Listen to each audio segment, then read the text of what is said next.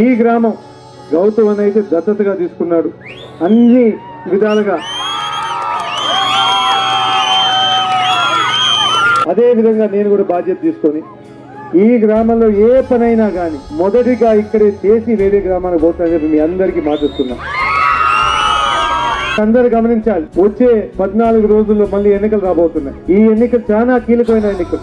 ఈ 5 సంవత్సరాల్లో ఏ విధంగా మార్పు తీసుకొచ్చారు మన ముఖ్యమంత్రి గారు గమనిస్తుంటారు. మన పాఠశాలలు కానీ, వైద్యం కానీ, వ్యవసాయం కానీ, పరిపాలన కానీ ఏమైనా తీసుకుంటే మన ఆంధ్రప్రదేశ్ ఇప్పుడు మొత్తం దేశంలోనే పై స్థానంలో ఉంది. ఈ అన్ని జరగాలంటే మన ముఖ్యమంత్రి గారు తీసుకున్న చర్యల ప్రకారం, చేసిన కార్యక్రమాల ప్రకారంగా ఈ రోజు ఆంధ్రప్రదేశ్ నంబర్ 1 చెప్తుంది.